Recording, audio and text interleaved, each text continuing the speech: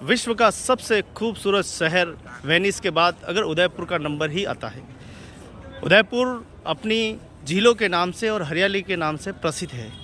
झीलों को बचाने के लिए यहाँ के जितने भी सामाजिक संगठन, धार्मिक संगठन, राजनीतिक संगठन, सभी संगठन मिलकर प्रयासरत है, चाहे वो झील प्रेमी की बात क्यों ना हो। जंगल, झीलों और पहाड़ों की रक्षा करने के लिए यहाँ सामाजिक दल लगातार निगरानी करते हैं और सभी को बचाने का प्रयास करते हैं। इस प्रकृति के जनजीवन को प्रकार और प्रकृति को कोई छेड़छाड़ न करे, उसके लिए लगातार प्रयास करते हैं।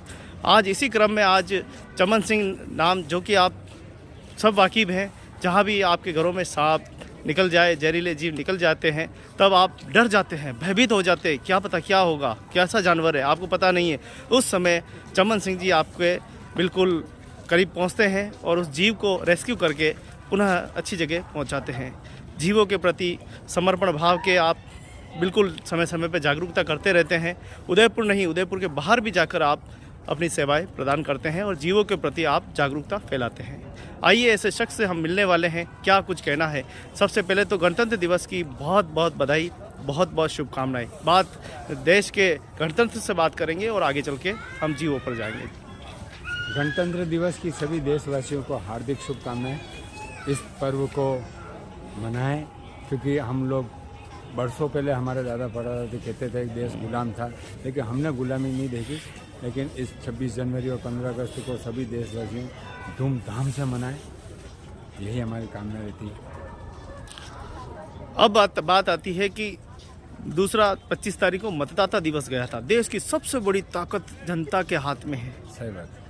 क्या जनता का कर्तव्य है कि वो घर से बाहर निकले और मताधिकार का प्रयोग जरूर करें और अपने मनपसंद नेताओं को चुनें? क्या कुछ कहना चाहिए? बिल्कुल बिल्कुल बिल्कुल, इसमें कोई दो राय नहीं। हम बरसों हो गए मेरे को, भले हालांकि मैं किसी पार्टी से नहीं जुड़ा हूँ, लेकिन एक समाज सेवी होने के नाते मैंने बरसों हो गए लोगों को घरों में जाकर और लोगों में जागरूकता फैलाई कि साहब आप वोट का अधिकार किसी भी हालत में न जाने दें, और वोट तो हर हाल में वोट करना है, चाहे वो किसी भी पार्टी को करें। और ज़रूरी नहीं कि किसी के कहने पे या किसी के बहलाने पे ही वोट किया जाए, लेकिन वोट का अधिकार हर 18 साल की उम्र के बाद एक अधिकार मिलता है, जो अपने मरते दम तक रहता है। उसमें अपन जो है 5 सालों में एक अच्छी सरकार को चुन सकते हैं, एक अच्छा नेता चुन सकते हैं जो अपने देश का विकास करेगा या अपने शहर का विकास करेगा या अपने मोहल्ले का विकास करेगा। ऐसे में जो है वोटिंग अधिकार बहुत ज़रूरी है। आइए अब चलते हैं उस पहलू के ऊपर, क्योंकि दुनिया के अंदर, पूरे विश्व के अंदर एक मनुष्य ही ऐसा है जो सामाजिक प्राणी है, एक दूसरे की मदद करता है और हर एक प्रकृति के जीवन बचाने में मनुष्य का बड़ा योगदान होता है। और मनुष्य ही, इतने लाखों जीव जंतु, उसमें मनुष्य ही समझदार है। और समझदार व्यक्ति क्या कुछ समझदारी करनी चाहिए जीवों के प्रति, खास करके क्या उनको, चाहे वो जल में रहने वाले हो, चाहे वो भूमि पर रहने वाले हो, चाहे वो वीरान भूमि पर रहने वाले हो, चाहे वो आकाश में रहने वाले हो, क्या कुछ कहना चाहिए? बिल्कुल सही बात है साहब, क्योंकि मेरा ये मानना है कि लाखों करोड़ों साल पहले वन्य जीव पहले आए थे, पशु पक्षी पहले आए थे। इन सब के आने के बाद भगवान ने सोचा एक इंसान को लाया जाए, और जब इंसान को लाया तो उसने लाने से पहले ही पता था कि विनाश हर हाल में निश्चित है, क्योंकि इंसान की उत्पत्ति ही इस चीज़ को बिगाड़ने के लिए की गई थी। लेकिन इंसान ने क्या करा, उसको अत्यधिक ज़्यादा मात्रा में करने लगे। जैसे कि आज वन्य क्षेत्र में अगर अपन चले जाएं, जितना जानवर वन्य क्षेत्र में विचरण नहीं कर रहा है, उतना जानवर भारत में होटलों और घरों के फ्रीज में पड़ा हुआ है आज की तारीख में। तो अगर ये इन्होंने एक्स्ट्रा अगर नहीं उठाया होता तो शायद हो सकता है एक नए चमन सिंह का निर्माण भी नहीं होता। वो चमन सिंह का निर्माण भी इसलिए हुआ कि जब इंसान और जानवर दोनों साथ रहेंगे, ये तो हजारों करोड़ों साल पहले से लिखा हुआ है, लेकिन अब इंसान इतना शातिर हो गया कि उसको जानवर पसंद नहीं है, जानवर की जगह भी वो लेना चाहता है। पूरा शहर आज इंसानों से भरा पड़ा है, जबकि जानवरों के बैठने की जगह भी नहीं है।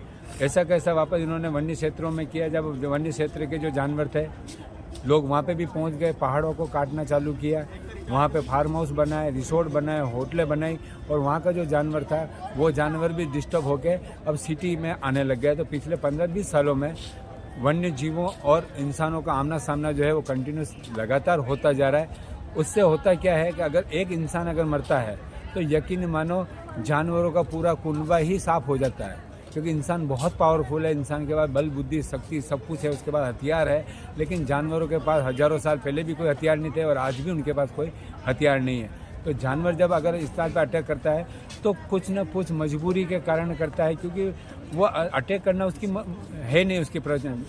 लेकिन अगर कहीं मान लो ऐसी कोई जगह आ गया, कहीं ऐसी जगह अगर आ गया और उसको भागने की जगह नहीं मिल रही है, तो ऐसे में वो इंसान को धक्का मारता है। लेकिन इंसान इतना कमज़ोर भी होता है कि वो धक्का मारने पे ही सदमे में चला जाता है। और फिर जब आसपास के लोगों को पता पड़ता है कि साहब हमारे यहाँ पे जो वन्य जीव आ गए हैं, और वन्य जीव आने के बाद हर हाल में जो मोहल्लेवासी होते हैं या गाँव वाले होते हैं और घेर के उस जानवर को हर हाल में मार देते हैं, जबकि ऐसा होना नहीं चाहिए। क्योंकि ये इंसान और जानवर दोनों की जगह है। अगर दोनों में से अगर एक भी अगर गायब हुआ, मैं ये नहीं कहता कि जानवर ही रहने चाहिए।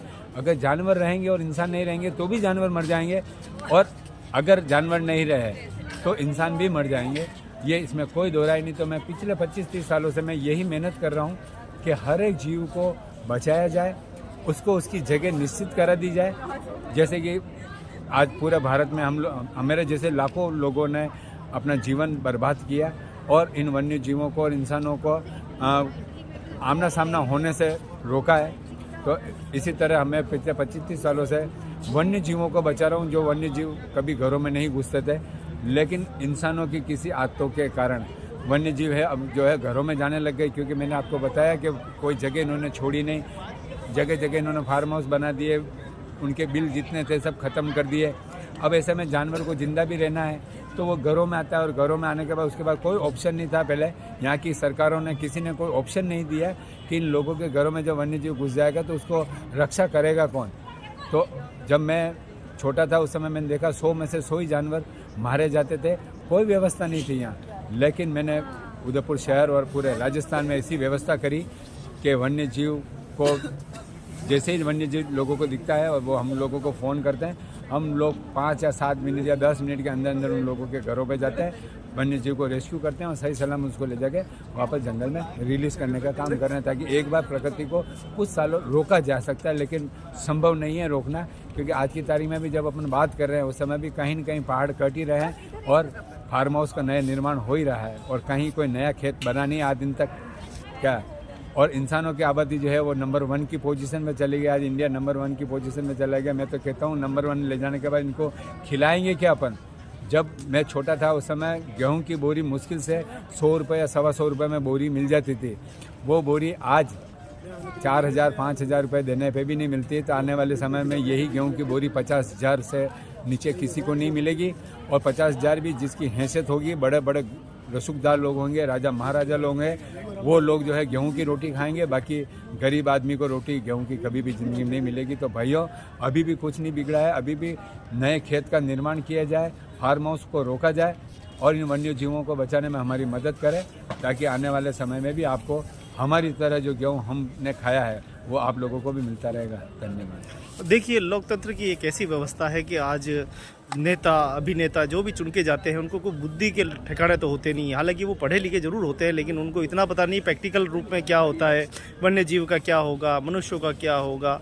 ऐसे लोग चुन के भेजते हैं, हम लोग पार्लियामेंट में भेजते हैं, हम लोग सदन में भेजते हैं, लेकिन वो लोग काम, जबकि पार्लियामेंट और विधान में साफ लिखा हुआ है कि उन लोगों का प्रतिनिधित्व होता चाहिए जो शोषित है, जो लोग वर्ग से वंचित हैं, उन लोगों का वहाँ भागीदारी होनी चाहिए। अगर मान लो अगर चमन सिंह को मौका मिलता है तो क्या आप कैसा कानून चाहते हैं इन वन्य जीवों के लिए? मैं तो ये कहूँगा कि अगर यहाँ पे इलेक्शन होते हैं, ऐसे लोगों को भी चुना जाए जो जिस क्षेत्र के माहिर है। जैसे अगर आज मैं वन्य जीवों को बचाया, मैंने एक अकेले आदमी ने काम किया, किसी सरकार का एक चवन्नी कभी ज़िंदगी में नहीं ली मैंने, और न इनके पास कोई देने के लिए कुछ है। लेकिन उसके बावजूद भी मैं जब एक अकेला आदमी इतना कर सकता हूँ कि मैंने लड़कियों को, यहाँ पे राजस्थान में लड़कियों को जो घरों से नहीं निकलने देते थे, उन लड़कियों को मैंने वन्य जीवों से जोड़ा, हजारों लोगों को मैंने वन्य जीवों से जोड़ा, जो काम सरकार पूरी ज़िंदगी में कभी नहीं कर पाई, वो काम मैंने कुछ सालों में ही किया। और आज पूरे राजस्थान में जो है वन्य जीवों को युद्ध स्तर पर बचाया जा रहा है। जितना सरकार मेरे पैदा होने से पहले कभी ज़िंदगी में नहीं बचा पाई, उतने जानवर तो मैंने मेरे जीते जीते बचवा दिए लोगों से। तो हम तो ये चाहते हैं कि अगर ऐसे यहाँ पे इलेक्शन जब होता है तो ऐसे लोगों को भी टिकट दिए जाए जो अपने अपने क्षेत्र में माहिर हो। जैसे कि अगर आज मैं वन्य जीवों का विशेषज्ञ कहलाता हूँ, अगर मुझे वन मंत्री की अगर पोस्ट दे दी जाए तो यकीन मानो भारत का नक्शा ही चेंज करके रख देंगे। किसकी औकात है कि जानवर पे बुरी निगाह भी डाल दे, या इन पहाड़ों को करते हुए पहाड़ों को रोका नहीं जा सकता। लेकिन यहाँ पे जो होता उल्टा है कि हर आदमी इलेक्शन लड़के जाता है और उसके बाद में जाके उसके 99 का आंकड़े में फंस जाता है वो, और किसी को पता नहीं कि वो किस लिए चुनाव लड़ा था। वो खुद अपने पेट भरने के लिए 5 साल निकाल देते हैं और काम खत्म हो जाता है। वो कौन सा देश है जिसे बहुत आप लाइक करते हैं, वन्य जीव के प्रति हर प्रकार से आगे, कौन सा देश है? फॉरेन कंट्री, विदेशों में कहीं भी देख लो आप, विदेशों में कभी भी वन्य जीव बचाओ अभियान नहीं चलता है, क्योंकि उन्होंने जैसे ही उनको लगा कि वन्य जीव की कटौती हो रही है, धीरे धीरे जानवर घट रहा है, उन्होंने लोगों को परमिशन दे दी। आज उन लोगों ने घरों में कोबरा सांप उन्होंने घर में पाल रखा है, अजगर उन्होंने घर में पाल रखा है, बाघ उन्होंने घर में पाल रखा है, पैंथर उन्होंने घर में पाल रखा है, चीता उन्होंने घर में पाल रखा है। जो जंगल अगर 10 साल में अगर अपन को 5 बच्चे देगा, वही फॉरेन कंट्री में घरों में से हर साल हजारों जानवर जंगल में रिलीज होने के लिए जाते हैं। जस्ट अपोजिट है वहाँ सिस्टम। लेकिन अपने यहाँ क्या होता है कि जानवर का शिकार हुआ, उसकी खाल उतारी और दीवार पर लटका देते हैं और हम बहुत महान हैं। आपने जितने भी बड़े बड़े पैलेस में गए होंगे, वहाँ पे आपने बंदूकें देखी होगी और इनका जानवरों की खालें देखी होगी, लेकिन जीता जानवर कभी भारत में मैंने नहीं देखा। तो आने वाले समय में अगर उम्मीद करें कि यहाँ पे भी लोगों को, बड़े बड़े फार्म हाउस से इन लोगों को परमिशन दी जाए और इन वन्य जीवों को जो है रखने और इनको प्रजनन कराने का अगर दिया जाए, तो आने वाले समय में अपन जो है जो जानवर घटे हैं उनकी थोड़ी कमी पूरी कर सकते हैं। पूरा तो नहीं, लेकिन थोड़ा बहुत अपन पूरा कर सकते हैं, इसमें कोई दो राय नहीं। क्या प्रकृति के विकास में जानवर भी योगदान देते हैं? बिल्कुल बिल्कुल, जानवर के बिना प्रकृति अधूरी है, क्योंकि ये सारा अपन जो इंसान जो करता है, इंसान ने कोई नहीं करता है। जितने भी पेड़ अपन लगाते हैं, अगर इंसान अगर एक साल में अगर 1000 पेड़ लगाए तो मुश्किल से साल भर में जब आप चेक करने जाएंगे तो 2 पेड़ अपन को चलते हुए मिलेंगे, 98 जो है वो ख़त्म हो चुके होंगे। लेकिन जानवर जब लगाता है तो 1000 में से 1000 ही पेड़ चल जाते हैं, क्योंकि जंगल कभी किसी ने, इंसानों ने नहीं लगाए हुए हैं, ये सारे जानवर ने लगाए हैं। क्योंकि ये जब दाना खाते हैं और ये जब बीट करते हैं, ये वापस जगह जगह ले जाएगा और जानवर जो है जंगलों में छोड़ते हैं, और वहाँ पे जो है कुदरत इतना घेरे घेरे जंगल देती है कि वहाँ पे सूरज की रोशनी तक आज नीचे नहीं जाती है। बहुत बहुत धन्यवाद, बहुत बहुत शुक्रिया चंबल सिंह जी राठौड़ साहब का। आप हमारे चैनल पे आए, भक्ति, शक्ति और संस्कृति के इस चैनल पर आकर आपने एक लंबी बात की और देशवासियों को संबोधन किया। पूरे विश्व के लोगों को समझने की जरूरत है कि भारत में जीव जंतुओं के प्रति सहानुभूति रखते हुए ऐसा कानून पास करना चाहिए कि जीव जंतु को घर में रखा जाए, पाला जाए और उनको फिर प्रजनन के बाद जब वो छोटे हैं उनको जंगल में छोड़ा जाए, ताकि ये वृद्धि होगी। कई देश इसके ऊपर काम कर रहे हैं। आप देखिए, अगर हम बात करें ब्राज़ील की, तो उसमें मगरमच्छ को पाला जा रहा है, बड़े बड़े एनाकोंडा को पाला जा रहा है, और हमारे अपने देश में एनाकोंडा निकल गया तो उसके पीछे पड़ जाते हैं मारने के लिए। सही बात है। तो ये नहीं होना चाहिए। जीवों के प्रति रक्षा और सुरक्षा हमारी जिम्मेदारी है, मानव की जिम्मेदारी। कि जीव नहीं बचा तो इंसान भी नहीं बचेगा, इसमें कोई दो राय। आइए इस मुहिम में शामिल होते हैं और जीव जंतुओं के प्रति सहानुभूति रखते हुए उनके सर्वांगीण विकास के लिए और उनके जीवों को बचाने के लिए प्रयास करते हैं। चाहे वो जल में रहने वाले हो, चाहे जंगल में रहने वाले हो, चाहे वो मरुस्थल में रहने वाले हो, जहाँ भी जीव है उन जीवों को बचाकर हम अपने मानवता को सिद्ध करें। धन्यवाद। जय हिंद, जय भारत। जय हिंद।